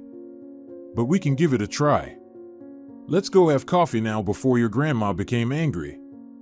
Olivia had a strange sensation, as if she had returned to something familiar. All these years, it didn't matter, but now she even closed her eyes, trying to dispel this obsession. But it wasn't just her who felt that way. Norman felt the same. He couldn't explain this feeling to himself, as he never forgot about Laura even for a second. But this was somehow different. They drank coffee. True, Teodoro drank quickly and was already sitting next to the guitar, cautiously pressing the buttons with his finger. Olivia gazed thoughtfully at her grandson, then said to Norman, "I remember, you never let anyone touch it before." "Well, Teodoro is not a stranger. Tell me, Olivia, how is Sofia?" "Sofia is doing well. I stood in her way before so she wouldn't pick up the guitar, and now she plays the piano. Not just plays, she does it virtuosically. She was invited first to the regional orchestra and then to the national one. She has many solo performances, she's well known. But, of course, there are drawbacks to this. Her husband, a calm and modest man, simply couldn't handle the pace of that life and the fact that his wife is seen more often by strangers, the audience, than by him. And Teodoro is growing up practically without a mother. No, don't get me wrong, Sofia loves him very much, and every time she returns from tours, she never leaves his side. She always says she wants to give up everything and be with him all the time. But we all understand that without music, she would perish." Norman listened and nodded. Then he looked at Olivia. "And you? How did you live?" She shrugged. "Normally. Not better or worse than others. Like everyone else." "Well, Norman, we should go, it's getting late. And next time, you can show Teodoro your harmonica skills." Norman immediately asked, "When? When will you come again?" "Well, Teodoro probably won't fall into the well again, so he'll come running by himself." Norman stood up. He understood that Olivia simply didn't want to see him. Well, he fully deserved it. "I'll walk you out."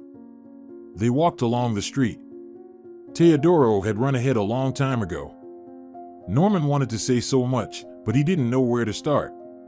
There was Antonia's house ahead, and Norman stopped. "Olivia, listen." She also stopped, silent, not turning towards him. "Olivia, I understand that I've been a complete jerk. I'm not trying to justify myself, I've been thinking about it all the time. Don't get me wrong, Laura was a good person, and I love her. But now, today, I don't know how to explain it. When you were at the house, I felt like I had come home. It was missing all these days, or it was something unfinished. And here you are, Teodoro, and it warms my heart. I don't know if you understand what I mean." Of course, Olivia understood what he was talking about. But it didn't make things any easier. The resentment, though not as strong, still smoldered in her soul. She chose not to respond and simply continued walking, disappearing behind his sister's gate. Late in the evening, Olivia lay in bed and stared at the ceiling. Teodoro had been asleep for a while, but she couldn't sleep. Memories stirred up her soul. She remembered how happy she used to be and what Norman had said today.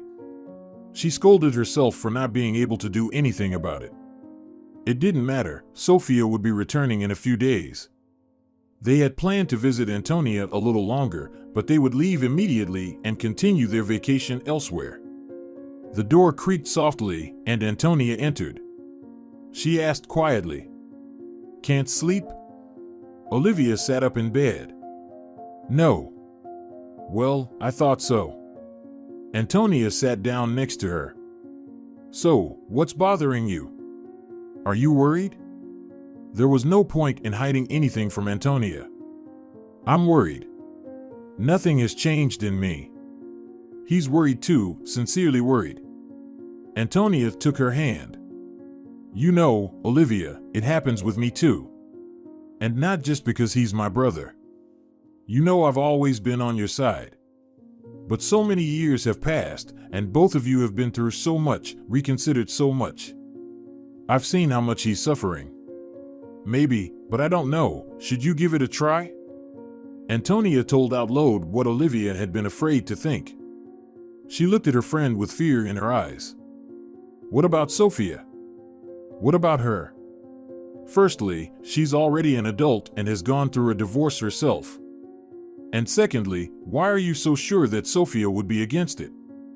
Antonia left, and Olivia lay with her eyes open for a long time. The phone call woke her up. "Mom. Mommy. Hi. Oh, my dear, hello. Where are you? Have you arrived already?" "Yes, Mom, somehow it worked out that for the first time there were no transport issues. I'll unpack my things, take a shower, and come straight to you. Don't tell Teodoro, I want to surprise him." "All right, Sofia." Her daughter paused for a second, then asked with concern, "Mom, what's wrong with your voice? Did something happen?" "Sofia, here, well, your father has returned. He wants." "Mom, were you talking? Did you reconcile?" "Mom, really? That's amazing. That's so great. I'll be there soon." And the phone emitted a series of short beeps. Olivia smiled. That was Sofia, making quick and right decisions. Norman was busy building a swing in the backyard. "All the other tasks can wait, but it's not right that my grandson has nothing to ride on. What can you do with women? A boy needs a bicycle, not swings." Norman turned around, looking at the old bike that once belonged to him. He had worked on it all morning, and now the bike looked brand new. It might not be a trendy mountain bike, but it was perfect for the village. And he would buy a mountain one for Teodoro as soon as he learned how to ride. He got so engrossed in the swings that he didn't notice the arrival of guests. Only when he heard Teodoro's exclamation next to him did he realize. "Wow! What a bike! Can I ride it?" Norman smiled. "Well, of course, you can. It's for you." Teodoro's eyes widened, and Norman burst into laughter. "Hi, Dad." He froze and slowly, very slowly turned towards the gate. There stood Sofia, with Olivia behind her. "You won't turn us away, will you? Sofia. Sofia." He rushed towards her and embraced his daughter. "Sofia, thank you, Sofia." "For what, Dad?" "For coming. For not turning away." Sofia hugged him. "I missed you so much, really. I even hated you, but now I understand that life brings all sorts of things, and no one can predict everything." They talked almost all night. Olivia went to Antonia's, while Sofia and Teodoro stayed with him. "Sofia, do you think Mom will forgive me?" Sofia smiled. "She forgave you a long time ago. How could she not? Can't you see that she still loves you?" Antonia was crying. Oh God, I can't even understand who I'm happier for, both of you. Sofia laughed. Can we consider ourselves one family now? Right, Mom? Olivia nodded shyly. They had been living in Norman and Olivia's house for 2 days now, and she couldn't help but feel like a young girl again. Everything was so exciting and a little embarrassing in a way. Norman also seemed rejuvenated. Everything he touched seemed to flame with fire. He had already repaired the veranda and turned it into a large summer room to give Sofia and Teodoro their own space. And he decided that they needed to expand their warm home. They were discussing something when uncertain chords emanated from the room. It was a guitar. Norman stood up and peeked into the room. His grandson, barely visible from behind the couch, was intently picking out the sounds. Tears welled up in Norman's eyes. Our flesh and blood. Sofia sighed beside them. Looks like Teodoro has decided what instrument he'll play. They returned to the table and Antonia smiled. You're glowing like a sunshine. How could I not shine? Norman couldn't resist and loudly kissed Sofia on the cheek and then Olivia. You have no idea how happy I am. There was a knock on the door and Norman turned around. Yes, who's there? Ariel entered the house. She looked sick and exhausted. Hello, Norman, I barely found you. Ariel? What the hell are you doing here? Everyone immediately recognized her, and even Antonia looked at her with disdain. Sofia jumped up. Dad, why are you attacking her right away? Can't you see she can barely stand? Ariel, have a seat. I'll pour you some coffee. The girl silently sat down, took a mug of coffee in her hands, and suddenly burst into tears. Norman, I have nowhere else to go. He was taken aback. What do you mean nowhere? Weren't you planning to sell the apartment and run away with your foreigner? I did sell it, but Marcelo. Well, he took the money and left. I didn't even understand how it happened. Antonia even slammed her fist on the table, barely holding back a strong word. Olivia looked at her warningly. Norman looked at Ariel and had no idea what to do now. He remembered how long they couldn't find common ground when he and Laura got together, how gradually everything improved, and they even often chatted in the evenings. Then Ariel grew up and for a while remained a good girl. And then she went studying abroad and it turned her into a different person. He sighed. No, he couldn't. Olivia had just started to trust him, and now there was a blast from the past. Yes, no one would condemn him because Ariel threw him out of his own apartment. But Olivia beat him to it. She stood up and put her hand on Ariel's shoulder. Of course, stay. We'll help you. Sofia joined in. I have plenty of acquaintances. We'll put out a bolo internationally for your Marcelo. Ariel cried and smiled at the same time, then said, Thank you. Please forgive me. 2 weeks later, Sofia, Teodoro, and Ariel were leaving. They needed to get Teodoro enrolled in school and help Ariel. They had a friend of Sofia's in the city who worked in the right places. And there was a good job opportunity for Ariel as well. Ariel looked at the world around her with completely different eyes. She even learned to smile at the sun, butterflies, and the wind. And she and Teodoro became best friends. Olivia and Norman stood embracing by the gate while the young ones loaded up the car. Norman knew he didn't deserve such happiness, but he wasn't going to let it slip away anymore. We're waiting for you on the weekends, and don't you dare forget it. They would only stay here until the end of the summer.